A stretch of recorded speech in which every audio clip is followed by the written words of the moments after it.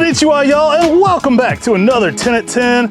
Guys, we're MrMaple.com. We're the brothers who do MrMaple.com, Matt and Tim Nichols. Today we're going to be bringing you 10 of the 20 trees.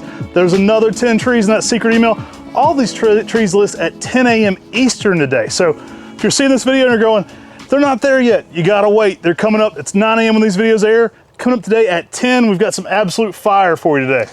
Yeah, guys, 10 trees, secret 10 in that secret email, so check those out as well. You know, we've been throwing some fire in some of those secret items.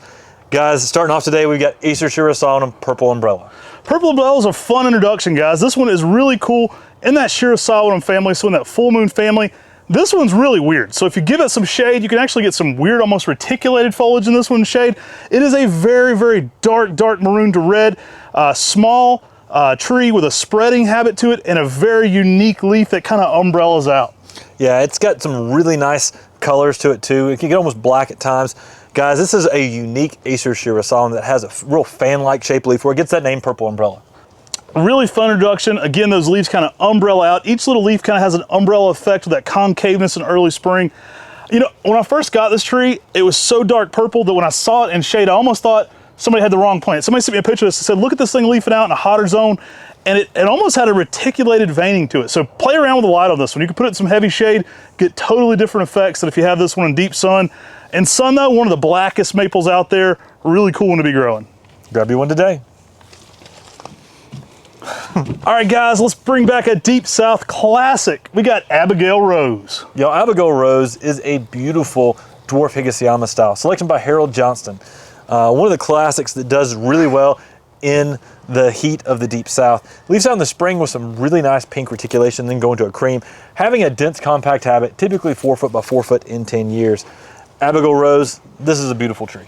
This one's fun, guys. In that Higashiyama family, 6 foot, 5 to 6 foot, even in 10 years, smaller overall habit. I think part of the popularity is I got 2 different good friends from high school that have daughters named Abigail Rose, so that name's more common. So this one tends to sell out a ton for that. It's a great plant though in its own right. Great for bonsai, smaller stature, perfect for the container garden, heat tolerant, brings it for the wow factor. If you're growing these inside the greenhouse, they can green up a little bit, so sometimes leave it out in the greenhouse, they'll get a little bit greener. Put this one outside, you will be electrified with those crazy pink waves. Super interesting plant and dense and full. Yeah, beautiful tree. This is actually named after one of Harold Johnston's granddaughters, Abigail Rose. And I guess that name's just become more and more popular, like you're saying now. But this is a tree that makes a great container plant out there in your garden. Guys, grab you one of these today. All right, guys, let's bring back Blacktons Broom. Now, you actually went and collected this broom in person, so I'll let you intro this one. Yeah, this is a selection from Greenville, South Carolina, found by one of our customers who emailed us and said, guys, we've got a witch's broom happening. We went down and shot a video when we were actually collecting the signwood for Blacktons Broom. Be part of each step of the process. So you can go watch the tree in its inception and then have the tree in your garden. Y'all, we've got some really nice sized 1 gallons. These are some of our plants that we were cutting back for signwood. They've got a dense, nice rounded form. It's got a short and center nodes, and this tree in the fall goes some really nice shades of yellows and oranges. Great container plant, very heat tolerant, more of a small ball in its shape, wants to be dense and full. I've been really impressed with the durability on this one, so you can put it in full sun. It makes a great container plant. Now, full sun and containers can be different, so a lot of those container plants in full sun, you do have to move them back to some shade, especially as we get into the summer months. But this one's a fun one to really make that kind of ball dome in your big patio planter. I like to put these in something like a 15-gallon, like your standard big patio planters, and just let them do their thing. Really exciting shape. That bubbly round appearance from that witch's broom gives it something extra. And yeah, durability's been off the charts on this one. Guys, grab you one of this unique new witch's broom today. This thing's really beautiful and keeps showing off all season long. All right, guys, this one's been very popular. We have sold it in the past as Eichelmann's from Bart Eichelmann's and Marielle Eichelmann's. Went and visited them last year in Port Angeles. Me and Amy did. Had an absolute blast. This is Red Sparkle. Now, previously we had this as Red Sparkler as well. Bart tells me it should be Sparkle. Absolutely an amazing plant. Gets that name from its fall color. So it's a creamier reticulated form most of the season, but that fall color is a electric red, and you can really see the reticulation at the same time. Yeah, the fact that you get that reticulation that is prominent in the fall with that red coming into it really gives this really sparkle-like effect. It'll end up getting about 6 to 8 foot in 10 years. It's got a good upright yet semi-pendulous habit. Guys, a newer reticulated selection by the same people who brought us Marielle, Elwha, Bart's got some amazing, amazing selections, and this is one that's becoming real popular right now. Bart's a collector. He was a dentist by profession, and he has an eye for introductions. Like, I love his garden. It's got a lot of his seedlings around it. At some point, I've got to go do a video of Bart and Marielle. Some of my favorite maple people. So many cool things in the works from him. Red Sparkle, though, everybody was just kind of enamored with this one. That fall color really is so peak for a reticulated form. Smaller stature plant, really showy. Think you're going to want a Red Sparkle in your garden. All right, guys, we are dropping Millstone Splash. We have an entire Millstone series by Paul Lowe. He's at Millstone Nursery down there in Alabama. They live on the All Good plantation, so kind of an interesting place. You'll see some of their trees with All Good in front of that too. Millstone, though, really fun introductions. This one is an Aridno Nishiki style with a lot of variegation. Yeah, I mean, we got some pink striping in the bark. We got some variegation popping off on the new growth. Many of these trees have been used for plants that we're propagating off of, so we cut them back. That's going to make them get some nice density to them. And you're already seeing the branches starting to come out at each internode. These are going to be some really beautiful trees that no one else has. Paul worked heavily with Harold Johnson. They kind of got into the trade through him a little bit. You could say he kind of learned a lot from him early on. They have some joint introductions, but certainly heavily influenced each other there in Alabama. And Paul's made a ton of great selections. Same nursery that brought you Sherwood Elfin. So he's had some really fun collections over the years. Again, we're kind of doing some of his newer stuff as Millstone, as kind of a series, but you'll see All Good in there as well. Absolutely amazing plant. Great variegation on this. You get some really next level pinks on this, and really durable plant for the heat coming from Alabama. Yeah, Millstone Splash, definitely one of those trees going to add a lot of cool variegation. And this is a selection from the deep south. Paul Lowe, a guy who's been growing Japanese maples in the south for quite a while. I know recently we, about a year ago or 2 years ago, we got to go down and sit down with Paul Lowe Sr. on his front porch and talk maples. That was just a piece of history to me. Oh, that was fun, man. It felt like really good olden times for me and you two. We went and sat on the porch, didn't even record anything, just sat on the porch and talked maples for a couple hours, and man, it was a lot of fun. All right, guys, next up, we've got a cool Talon Buchholz introduction. This one may have some Shira influence, but he does list it as Pomatum, but we've got Acer Pomatum Toshi, not to be confused with Yoshi, who just showed up in the Mario movie. My kids are pretty excited about that. Toshi is a fun one, though. You're going to be excited for it to show up in your garden.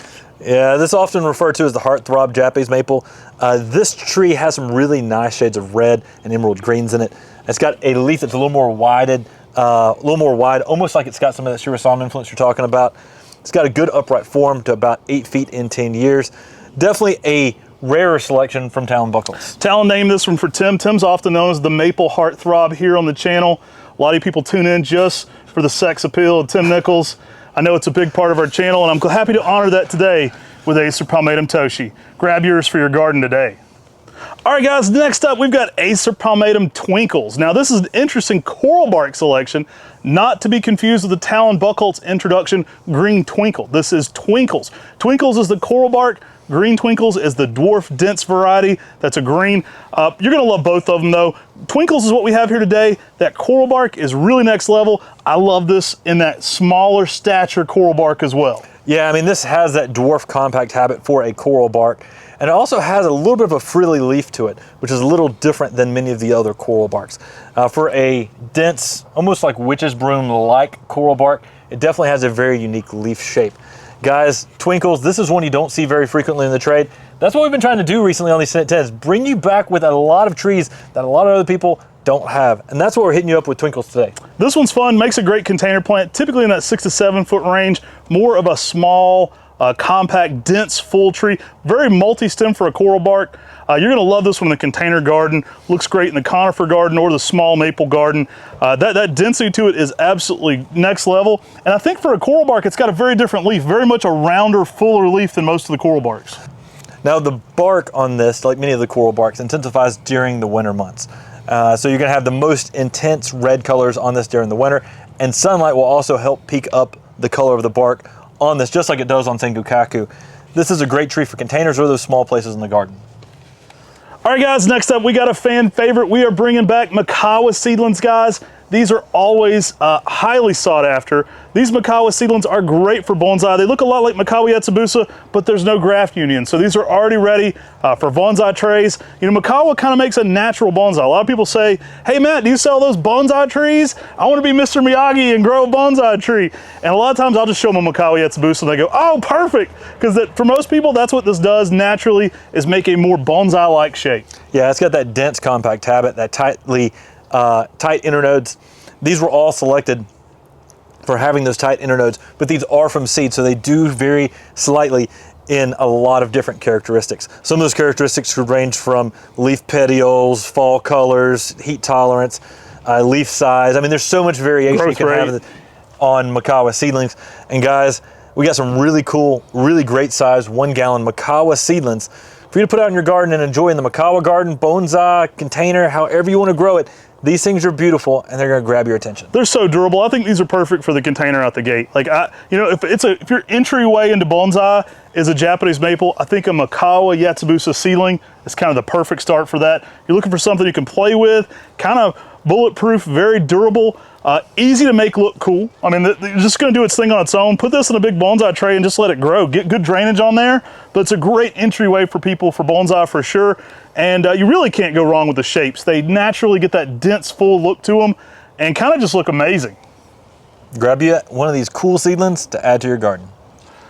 All right, guys, next up, we've got Acer Pomatum Martha Ghost, one of the most highly sought after members of that Ghost series. Yeah, this is a slow growing reticulated selection, one of the rarest members of the Ghost series as well. Selection by Talon, named after one of his managers at the farm at one point at Buckholtz Nursery. Guys, this is a beautiful, slow-growing, sort of pink-red reticulated Japanese maple. Oh, the pink-red on this one really pops. I love it. It makes a fun pairing with the rest of the Ghost series. Starting to get this one out there in more and more numbers, so it's starting to get out there to you guys, so it's getting a little bit easier to get. Highly sought after. A lot of people had the other 8 original members of the Ghost series. This 9th one is the one they're missing. We kind of brought it back from extinction. It disappeared. We went and got it out of a garden and got it back into propagation. Got it going again. Talon completely forgot about it. Now he ranks it amongst his top, when he ranks the Ghost series, this one's in the collection, guys. Absolutely an amazing tree. Batman and Superman's favorite tree, I hear, is too. Not to be confused with Bush's boring blue, we've got Bush's Electra Blue. It's electric. Sometimes sold as just Electra Blue. This is a Cedrus Deodora that's good in zones 7 through 11. It's a fairly heat tolerant. That's a lot of zones. It's a lot of zones. It's a fairly heat tolerant evergreen. That's a Himalayan cedar. It gives you some really nice blue colors and a good upright form, getting pyramidal with time, but these cedars just have such amazing, amazing shapes and some really good blue color to add to your garden. You know, Electra, she was in love with Daredevil, but wouldn't Daredevil made a lot more sense to be Batman? He's blind, he echolocates things, never really made sense. Anyway, love this plant, guys. Blue color on this is incredible. You're gonna love this in your garden as it brings some of those intense aqua blue shades to the landscape. That pairs so great with Japanese maples. Put this next to a red dragon, a golden falls. You've got a lot of color contrast going on. And the durability is off the charts for the heat factor. Like Tim was saying, up to zone 11. So some great look at 2 gallons from our Buckholtz farm here today. Make one in your garden today. Now guys, we've got an open house coming up April 11th from 8 a.m. to 4 p.m. We're gonna have a food truck, lots of Japanese maples in all shapes and sizes, all colors that they actually come in. You can come here, shop at Mr. Maple. Many of our houses have several hundred varieties of Japanese maples in them. So it's kind of fun. It's kind of like an Easter egg hunt for many people. They come in, they walk around, they look around and find some cool plants in the garden you've never seen before. There's some sections that'll be sets of 200 or 300, and then there's some that may be the only one at the nursery you'll run into of something really rare and fun. I've heard the Toshi himself, Tim Nichols, the heartthrob of Mr. Maple, will be here. He's like a teen idol. Like, come see him. He's going to be here during open house. That'll be 8 to 4. Come see us in person. Take all the free photos with Tim you want. He'll be here all day. Take care. God bless. Have a great day.